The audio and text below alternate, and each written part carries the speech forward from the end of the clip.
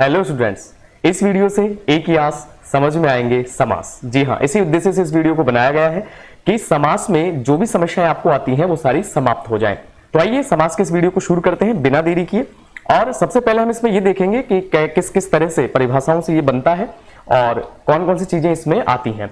इसके अलावा किस तरह के शब्द जो है समास से पूछे जाते हैं, किस तरह से शब्दों को मिलाया जाता है, समास विग्रह किसे कहा जाता है, सामासिक पद क्या होता है, पूर्व पद क्या है, उत्तर पद क्या है, वो सारी बातें इस वीडियो में आपको मिलेंगी जो परीक्षाओं में अक्सर पूछी जाती हैं और आपको परेशान करती है, आपके सामने समस्या बनती है। एक एक करके चीजों को शुरू करते हैं। तो आइए देखिए, सबसे पहले हमारे सामने एक वाक्य लिखा है कि सम और आस से मिलकर समास शब्द का निर्माण होता है। इसका मतलब क्या है कि दो शब्द इसमें मिलते हैं, जिसमें एक तो सम उपसर्ग है और दूसरा एक शब्द होता है आस। इन दोनों से मिलकर समास शब्द का निर्माण हुआ है, जिसमें समास का अगर अर्थ देखें तो मिलाना, यानी सम और आस से मिलकर जो समास शब्द बना है उसका अर्थ होता है मिलाना।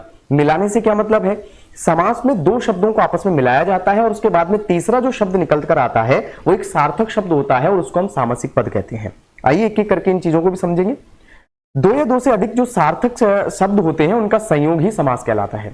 दो या दो से अधिक भी हो सकते हैं, अधिकांशतः दो होते हैं। उनको जब आपस में मिलाया जाएगा, संयोग करवाया जाएगा, संयोग का मतलब आपस में जोड़ना, उसे हम समास कहते हैं। इसके बाद देखें कि समास प्रक्रिया में जो नया शब्द बनकर हमारे सामने आता है उसको हम कहते हैं सामासिक पद। ये आपको दिख नहीं रहा होगा, थोड़ा सा मैं इसको हटा देता हूं ताकि क्लियर आपको दिखाई दे। जी देखिए, आपके सामने लिखा हुआ है सामासिक पद, यानी जब आप कोई भी दो शब्दों को आपस में जोड़ेंगे और उनके जोड़ने से नया जो शब्द निकलकर सामने आएगा उसको हम सामासिक पद कहेंगे। उसके बाद हम देख रहे हैं कि समास में दो पदों को अलग अलग करना समास विग्रह कहलाता है। कि पहले तो हमने ये देखा कि दो शब्दों को आपस में जोड़ेंगे तो जो नया शब्द बनेगा वो सामासिक पद या समस्त पद कहलाएगा, और जब अलग अलग करेंगे उस प्रक्रिया को हम कहते हैं समास विग्रह। इसके बाद हम एक एक करके अब ये देखेंगे कि किस तरह से समास विग्रह किया जाता है, समस्त पद क्या होता है या सामासिक पद किसे कहते हैं। तो उदाहरण से देखते हैं, आइए शुरू करते हैं। सबसे पहले हम एक तरफ देखेंगे सामासिक पद, दूसरी तरफ हमारा रहेगा समास विग्रह। जैसे हमारे सामने एक शब्द है प्रेम सागर। एग्जाम में आपसे पूछा भी जा सकता है, ऐसे शब्द बहुत बार पूछे जाते हैं। प्रेम सागर, दो शब्द, एक प्रेम है एक सागर है, दोनों को आपस में जोड़ दिया। लेकिन जब इनका समास विग्रह करेंगे, यानी जो प्रेम सागर हमारे सामने शब्द लिखा है, ये प्रेम सागर शब्द तो क्या है, सामासिक पद है और इसी को समस्त पद भी कहते हैं। और समास विग्रह कैसे करेंगे, समास विग्रह का मतलब होता है जो दो शब्द हमने आपस में जोड़े उनको अलग अलग करना। अलग अलग कर रहे हैं तो प्रेम का सागर, प्रेम सागर जो लिखा था उसके बीच में एक शब्द आ गया का।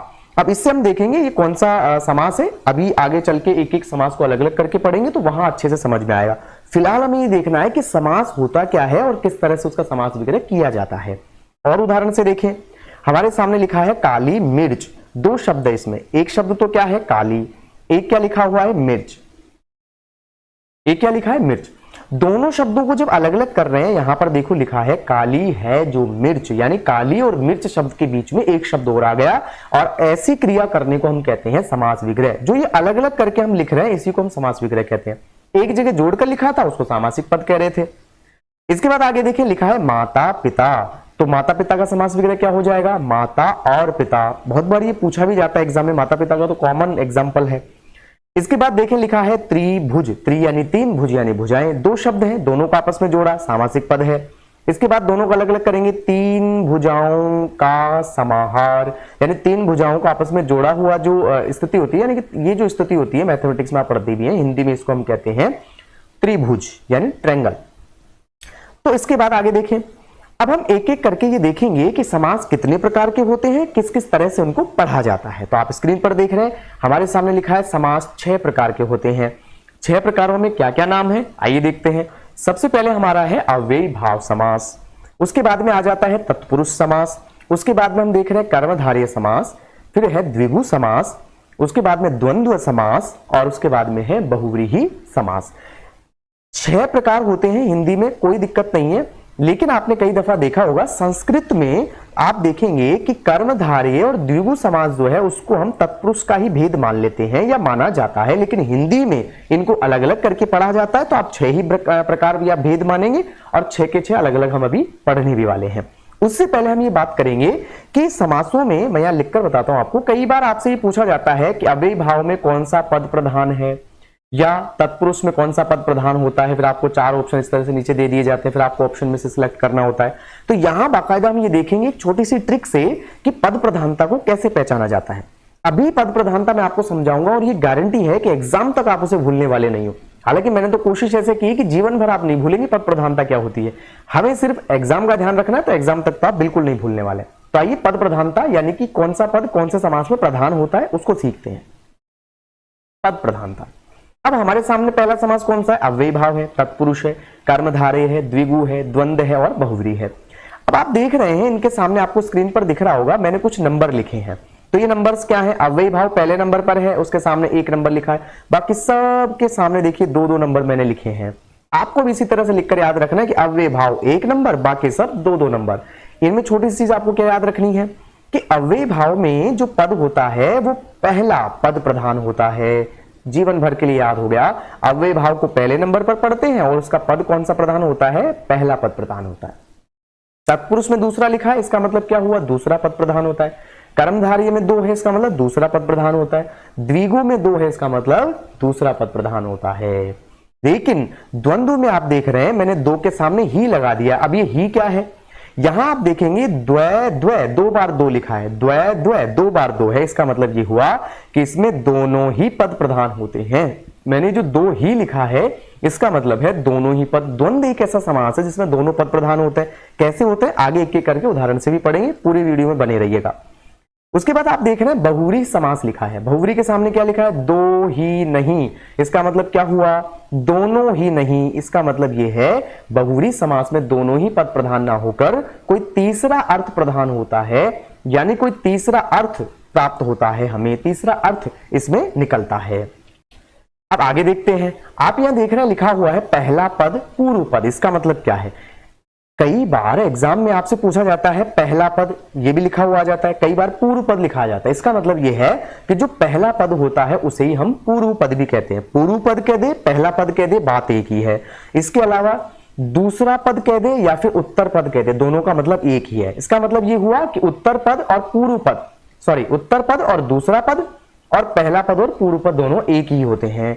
यानी एग्जाम में अगर पूर्व पद लिखा है तो उसका मतलब पहला है, अगर उत्तर लिखा है तो उसका मतलब दूसरा है। इसमें आपको कंफ्यूज नहीं होना है, इसलिए मैंने ये यहां पर लिख दिया है। अब हम बात करते हैं एक एक करके सारे समासों के बारे में। तो सबसे पहले मैं आपको ले चलता हूं अव्ययी भाव समास पर। अव्ययी भाव समास क्या होता है? जिसका यानी जिस समास का प्रथम पद अव्यय होता है और वही पद भी क्या होता है? प्रधान होता है। यानी पहला पद क्या होगा? एक कोई अव्यय शब्द होगा। आप पढ़ चुके होंगे अव्यय, पहले नहीं पढ़े तो मैं आपको समझा दूंगा जब हम अव्यय भाव के उदाहरण देखेंगे, बिल्कुल चिंता नहीं करनी है। वही क्या होगा? प्रधान भी होगा, क्योंकि पहला पद ही अव्यय है और पहला ही प्रधान होता हम देख चुके हैं। और उसके बाद में दोनों पद मिलकर जो संपूर्ण पद बनाएंगे वो किसी एक अव्यय का ही बोध कराने लगते हैं। यानी पहला पद तो अव्यय होता ही है, लेकिन दूसरे पद के साथ जब हम उसको जोड़ते हैं तो पूरा पद ही अव्यय बन जाता है। यानी उसके और टुकड़े नहीं किए जा सकते। जहां कहीं भी वो प्रयोग होगा अपने मूल रूप में होगा और उस पर लिंग वचन का भी कोई प्रभाव नहीं होगा। यह है अव्यय का मतलब। इसके बाद हम एक एक करके उदाहरण देखते हैं।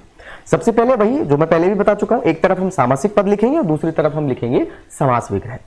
हमारे सामने एक उदाहरण है और उदाहरण लिखा है आमरण।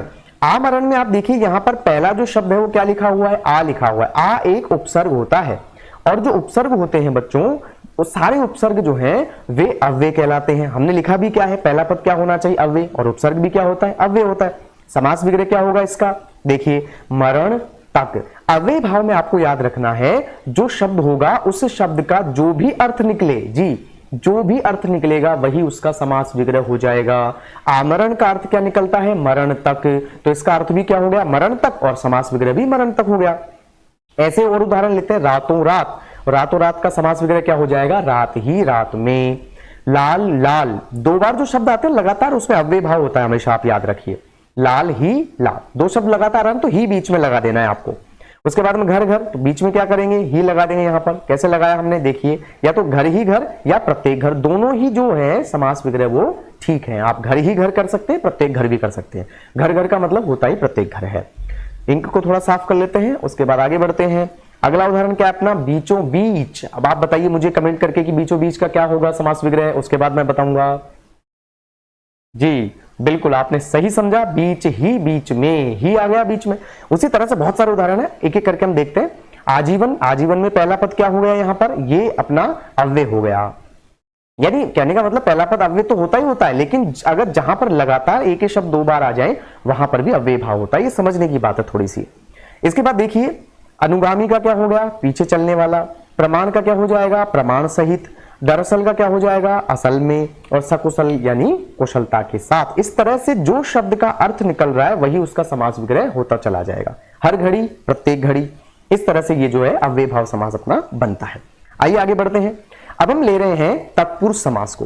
तत्पुरुष समास में क्या होता है, तत्पुरुष समास का जैसा कि हमने देखा था दूसरा पद प्रधान होता है, दूसरा पद प्रधान होता है। पद प्रधानता के लिए तो आपको कंफ्यूज होने की जरूरत नहीं है, एक ही जगह मैंने पहले ही समझा दिया है।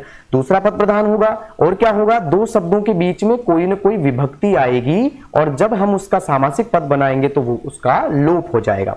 देखिए यहां विभक्ति का मतलब है कारक चिन्ह, मैं लिख देता हूं। विभक्ति से बिल्कुल कंफ्यूज मत होइए। जो कारक होते हैं हमारे, जो हम कारक प्रयोग करते हैं, कारक चिन्ह जो प्रयोग करते हैं, कर्ता ने, कर्म को, करण से, द्वारा, सब पढ़ चुके हैं आप, वो बीच में अगर विलुप्त हो रहे हैं और दो पद आपस में जुड़ रहे हैं तो वहां पर तत्पुरुष समास होता है। उदाहरण से देखेंगे।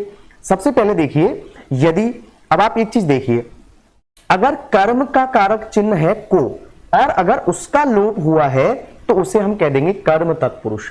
अगर मान लीजिए करण तत्पुरुष हो तो वहां पर किसका लोप हो जाएगा, से का, क्योंकि करण का कारक चिन्ह क्या होता है, से होता है। इसी तरह से जिस कारक चिन्ह का लोप होगा हम उसी तत्पुरुष के नाम से उस भेद को जानेंगे। यहां पर कर्म तत्पुरुष लिखा है यानी किसका लोप होना चाहिए, को का, तब क्या हो जाएगा, कर्म तत्पुरुष। तो इस तरह से एक एक करके हम इनके उदाहरणों से इसको समझेंगे। सबसे पहले मैं इसको साफ कर देता हूं बोर्ड को ताकि आपको आसानी रहे, अगर आप स्क्रीनशॉट भी लेना चाहें तो ले सकते हैं। देखिए हमारे पास एक उदाहरण है, स्वर्ग प्राप्त। दो शब्द तो है, स्वर्ग है, प्राप्त है। मतलब क्या होता है इसका, आगे देखिए, स्वर्ग को प्राप्त यानी जो स्वर्ग को प्राप्त हो गया है उसे स्वर्ग प्राप्त कहते हैं। हमने कर्म तत्पुरुष में देखा था को का लोप होता है तो यहां को आ रहा है क्योंकि ये समास विग्रह है। जब हम शब्द बनाएंगे तो यहां देखिए को दिखाई नहीं दे रहा है, को का लोप हो गया, इसलिए यहां पर क्या हो गया, कर्म तत्पुरुष। क्यों हमने कर्म तत्पुरुष कहा, क्योंकि यहां पर को दिखाई नहीं पड़ रहा है, को का लोप हुआ है। वैसे दूसरा उदाहरण देखेंगे। दूसरा उदाहरण अपने पास है शरणागत। तो यहां पर भी किसका लोप हो जाएगा, को का, और समास विग्रह क्या कर देंगे, शरण को आगत। इसी तरह से हम सारे उदाहरण देखेंगे। अगला उदाहरण अपना है हस्तगत। हस्तगत का मतलब था हस्त यानी हाथ, गत यानी गया हुआ, किसी के दूसरे हाथ गया हुआ, उसको हस्तगत बोलते हैं। तो क्या लिखा हुआ है, हस्त को गत, फिर से को का लोप हुआ है तो क्या हो जाएगा, कर्म तत्पुरुष। देखिए उसके अच्छा मैं बीच में थोड़ा सा आपको इंटरप्ट करूंगा। अगर कहीं पर भी आपको कोई डाउट रहता है, छोटी सी भी चीज अगर आपको नहीं समझ में आती तो आप मुझे कमेंट करके जरूर बताइए। नेक्स्ट वीडियो में मैं उसको समझाने का प्रयास करूंगा। चलिए अब क्या है, यहां गौर से देखिए क्या लिखा हुआ है, से या फिर के द्वारा या द्वारा। ऐसे जो कारक चिन्ह है वो किसके कारक चिन्ह होते हैं, करण के। अब इनका जहां लोप हो जाएगा वहां क्या हो जाएगा, अपना करण तत्पुरुष। इस तरह से समझना है। उदाहरण देखेंगे, अकाल पीड़ित, दो शब्द है, समास विग्रह करेंगे तो अकाल से पीड़ित। उसी तरह से हस्त लिखित, समास विग्रह क्या हो जाएगा, हस्त या हाथ से लिखित। जो हाथ से लिखा होता है उसको हस्तलिखित कहते हैं। फिर है रेखांकित, दो शब्द है इसमें, हालांकि इसमें संधि हो गई है, रेखा और अंकित को जोड़कर रेखांकित कर दिया हमने, लेकिन हमें तो समास से मतलब है। रेखा द्वारा अंकित, बीच में किसका लोप हो रहा है, द्वारा का लोप हो रहा है, इसलिए यहां पर क्या हो गया, कर्ण तत्पुरुष।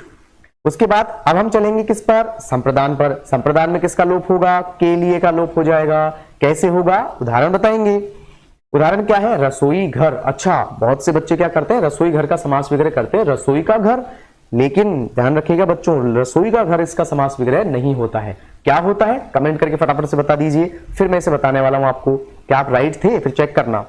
रसोई घर, रसोई का घर नहीं, रसोई के लिए घर। रसोई का मतलब होता है हम जो खाना बनाते हैं ना, खाना खाने के लिए, उस खाने को हम रसोई कहते हैं। इसलिए जहां हम रसोई बनाते हैं यानी खाना बनाते हैं, उसके लिए हमने जो घर बनाया है उसे रसोई के लिए घर कहेंगे, क्योंकि वहां रसोई बनाई जाती है।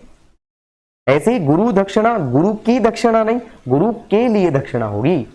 जैसे सभा मंडप, तो सभा मंडप में भी क्या हो जाएगा, सभा के लिए मंडप। ऐसे छोटे छोटे उदाहरण बहुत सी बार आपको परेशान करते हैं और बच्चे इसको गलत कर जाते हैं, तो ये आपको सावधानी रखनी है। ये मैं सिर्फ समास समझाने के लिए आपको थोड़े उदाहरण दे रहा हूं, बाकी आगामी वीडियो में यानी आने वाली वीडियोस में मैं आपको बताने वाला हूं PYQ यानी प्रीवियस ईयर क्वेश्चंस और MCQ जो आपके एग्जाम में पूछे जाते हैं, दोनों को मैं कंप्लीट करवाने वाला हूं। तो फटाफट से मेरे चैनल को सब्सक्राइब कर लीजिए ताकि जब भी मैं वीडियो डालूं तो आपको वहां पर नोटिफिकेशन मिल जाए। चलिए इसके बाद हम आगे बात करते हैं अपादान तत्पुरुष की। अब तो आपको समझ में आ ही गया है अपादान में किसका लोप होगा, से का, लेकिन अर्थ किसका निकलना चाहिए, अलग होने का। यानी जहां भी से का लोप हो और अलग होने का भाव आ रहा हो वहां हम अपादान तत्पुरुष कर देंगे। कैसे करेंगे, जैसे अपने पास उदाहरण है देश निकाला, तो इसका समास विग्रह क्या हो रहा है, देश से निकाला, से तो आ रहा है लेकिन यह देश से अलग होने का भाव है इसलिए अपादान तत्पुरुष है। फिर है ऋण मुक्ति, यानी ऋण से जो मुक्त हो जाएगा, ऋण से जो अलग हो जाएगा वो उसे तो हम ऋण मुक्ति कहेंगे। तो यहां पर भी क्या होगा, से का जो है लोप होगा लेकिन मुक्त होने का भाव है, अलग होने का भाव है, इसलिए हम क्या कर देंगे, अपादान तत्पुरुष कर देंगे। ग्रामागत, देखिए ग्रामगत और ग्रामागत दोनों अलग अलग है। अगर ग्रामगत है तो ग्राम को गत होता है, वहां को आता है, और यहां आगत है, देखिए आ जुड़ा हुआ है, दीर्घ संधि है, ग्राम आगत, यहां आगत शब्द जुड़ा है तो हम क्या करेंगे, ग्राम से आगत, यानी जो गांव से आया हुआ है, और से आ रहा है, गांव से अलग हो गया व्यक्ति, अलग होने का अर्थ है, इसलिए अपादान तत्पुरुष हो जाएगा। इसको मैं क्लीन कर देता हूं, ये देखिए इस तरह से। तो इस तरह से तत्पुरुष समास को हमने समझ लिया है। आइए नेक्स्ट समास की बात करते हैं। अगला समास, अच्छा इसी में अभी रुकिए, तत्पुरुष में एक रूप अभी तो बाकी है, मैं भी कभी कभी कंफ्यूज हो जाता हूं बीच में। संबंध तत्पुरुष, संबंध तत्पुरुष में क्या होता है, का, के, की, यानी अगर इनमें से किसी भी शब्द का, किसी भी परसर्ग का, इसे परसर्ग भी कहते हैं, विभक्ति भी कहते हैं, कारक चिन्ह भी कहते हैं, तो इनका अगर लोप हो रहा है तो संबंध तत्पुरुष हो जाएगा। उदाहरण से देखते हैं, राष्ट्रपति, अब राष्ट्र का पति होगा, यहां पति का मतलब पति से नहीं है, पति का मतलब है स्वामी, देश का जो स्वामी होगा उसको हम राष्ट्रपति कहते हैं। देखिए लिखा है राष्ट्र का पति, और मैंने बाकायदा यहां पर लिखा भी है स्वामी, ये हस्बैंड वाला नहीं है, यहां पर स्वामी का मतलब मालिक, देश का मालिक माना जाता है राष्ट्रपति को। उसके बाद में है राजकन्या, क्या समास विग्रह हो जाएगा, राजा की कन्या, की आ गया। सुख सागर, क्या समास विग्रह होगा, सुख का सागर, यानी का, की, इस तरह के शब्द जहां पर विलुप्त हो जाएंगे समास विग्रह करते समय, समास विग्रह करते समय तो दिखाई देंगे और सामासिक पद बनाते समय उनका लोप हो जाएगा तो तत्पुरुष समास होगा, और जिससे कारक चिन्ह का लोप होगा उसी के आधार पर उसको नाम दे देंगे। जैसे संबंध के अनुसार हो रहा है तो संबंध तत्पुरुष कह दिया हमने। आगे चलिए, इसके बाद अधिकरण तत्पुरुष। अधिकरण में क्या होता है, में और पर का लोप होता है। कैसे, जैसे घुड़ सवार, ये गुड़ नहीं है, ये घुड़ है, घुड़ का मतलब यहां है घोड़े से। कैसे है, घोड़े पर सवार, अब यहां पर का लोप हो गया है, देखो पर का लोप होती क्या हो गया, अधिकरण तत्पुरुष हो गया। उसके बाद वनवास, वन में वास, में का लोप हो रहा है। नरोत्तम, यहां संधि हो गई है, नर प्लस उत्तम, नरोत्तम, तो यहां पर क्या लिखेंगे, नरों में उत्तम, यानी मनुष्यों में जो उत्तम है उसे हम नरोत्तम कहते हैं। तो इस तरह से आप छोटी छोटी चीजें देखकर इसको समझ सकते हैं और प्रैक्टिस करके आप बिल्कुल समास में मान लीजिए पारंगत हो जाएंगे और उसके बाद कभी आपसे गलती नहीं होगी। तो आइए आगे बढ़ते हैं, बिना देरी किए आप लेते हैं हम अगले अपने समास को, कर्मधारय समास को, और यहीं तक हम आज इस वीडियो में बात करेंगे। इस समास के अगले जो पार्ट है वो नेक्स्ट पार्ट में बात करेंगे, यानी इसके आगे जितने भी समास के भेद हैं उनको हम पार्ट 2 में देखेंगे। फटाफट इसको कंप्लीट कर लेते हैं। कर्मधारय समास को, क्या है कर्मधारय समास, देखिए कर्मधारय समास में क्या होता है, एक पद तो होता है अपना विशेषण, दूसरा पद क्या होता है विशेष्य। सबसे पहले मैं इसको पढ़ाऊं उससे पहले आप बता दीजिए कर्मधारय में कौन सा पद प्रधान होता है, बता चुका हूं मैं आपको, फटाफट कमेंट करके बताइए, फिर मैं इसको समझाता हूं आपको आगे। जहां एक पद विशेषण और दूसरा पद क्या होगा विशेष्य। विशेषण का मतलब क्या है, जो विशेषता बताए।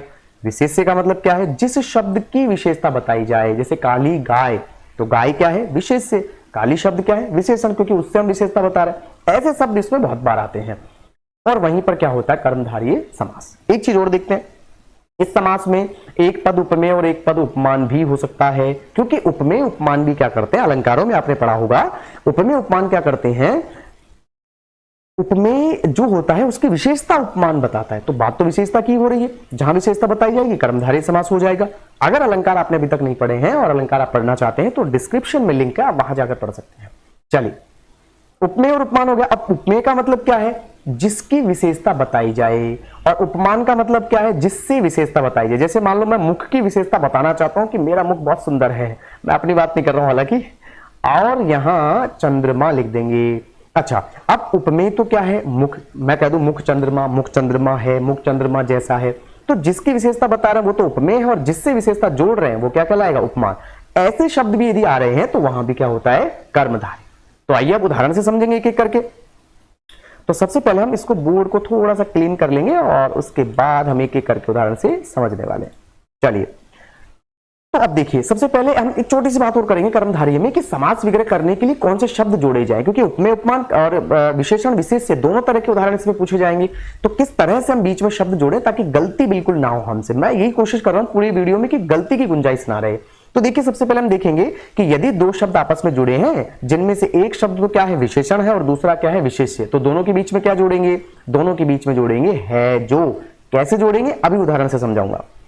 उससे के बाद विशेषण और प्रविशेषण आ जाए तो क्या जोड़ेंगे, पहले शब्द के बाद तो है जो और दूसरे शब्द के बाद भी है। अभी उदाहरण से देखेंगे। उपमेय उपमान, यदि पहले उपमेय आया हो बाद में क्या आया हो, उपमान, तो उसमें क्या जोड़ेंगे, रूपी। और यदि पहले उपमान आ जाए और बाद में उपमेय आ जाए तो क्या जोड़ेंगे, के समान। सब कुछ क्लियर होगा। अभी उदाहरण से देखते हैं। सबसे पहले हम उदाहरण देखेंगे विशेषण विशेष्य का। क्या होता है, जैसे हमारे पास नील कमल एक उदाहरण है। नील का मतलब क्या हुआ, नीला, कमल का मतलब कमल, नीला कमल है। तो यहां पर पहले विशेषण शब्द आया है और जिसकी विशेषता बताई जा रही है वो कौन है, कमल। कमल बाद में आया है, तो पहले विशेषण है बाद में विशेष्य है। ऐसी स्थिति में समास विग्रह क्या होगा, नीला है जो कमल। हमने क्या किया, दो शब्दों के बीच में है जो जोड़ दिया, और कुछ नहीं करना है बस। अगर विशेषण और प्रविशेषण आए, प्रविशेषण का मतलब होता है जो विशेषण की भी विशेषता बताए। जैसे लिखा है पीला जर्द, सॉरी यहाँ पर ये पील नहीं है, इसको आप पीला कर लें प्लीज, थोड़ा सा गलतियां कभी कभी हो जाती टाइप करने में। पीला जर्द, पीला जर्द का मतलब क्या है, पीला है, ये पीला है, यहाँ पर पीला है जो, देखो पहले शब्द के बाद क्या जोड़ा, है जो, और दूसरे शब्द के बाद क्या जोड़ दिया हमने, भी है। बस इतना सा काम करना, आपको समास विग्रह कंप्लीट है। उसके बाद यदि पहला शब्द उपमेय हो, मैंने समझाया था आपको, मुख हमने पहले लिख दिया। उसके बाद में क्या है, उपमान, चंद्र बाद में आ रहा है, तो क्या हो जाएगा, रूपी आ जाएगा दोनों के बीच। अगर इसका उल्टा हो जाए, चंद्र को पहले रख दे मान लो, या फिर दूसरा कोई उपमान हो, जैसे यहां पर है नयन, अच्छा पहले उपमान आना चाहिए तो कमल पहले आ रहा है, और उपमेय बाद में आना चाहिए तो नयन बाद में आ गया। ऐसी स्थिति अगर कहीं पर बनती है तो बीच में क्या जोड़ेंगे, के समान। बस इतना सा पढ़ लीजिए आप, कोई सा भी आपसे उदाहरण पूछा जाए कर्मधारय में कभी गलत नहीं होगा। अब एक एक करके इनको उदाहरण स्वयं देख लेते हैं कि कैसे उदाहरण इसके अंदर पूछे जाते हैं और उनको कैसे कंप्लीट करें। हमारे सामने एक उदाहरण है नीलकंठ। नीलकंठ में जब हम समास वगैरह करेंगे, अच्छा देखिए कोई भी शब्द आपको एग्जाम में दिया गया उसमें एक से अधिक भी समास हो सकते हैं, लेकिन आपको ध्यान ये देना है कि उसका समास विग्रह कैसे किया गया है। अगर कोई उदाहरण ऐसा है जिसमें एक से ज्यादा समास है तो वहां पर आपको उदाहरण से देखना है। नीलकंठ में क्या होगा, नीला है जो कंठ, मैं पहले आपको बता चुका हूं, नील का मतलब नीला, कंठ यानी कंठ। तो यहाँ नील का, नीला शब्द तो विशेषण है, कंठ शब्द क्या हो गया, विशेष्य हो गया। दोनों के बीच में हमने है जो जोड़ दिया। वैसे ये परमाणु, तो परम है जो अणु। लाल सुर्ख, लाल है जो सुर्ख भी है, बाद में भी है जोड़ेंगे, क्योंकि लाल का जो गहरा रूप होता है उसको सुर्ख बोलते हैं, पीले का जो गहरा रूप होता है उसको जर्द कहते हैं, जर्द यानी गहरा।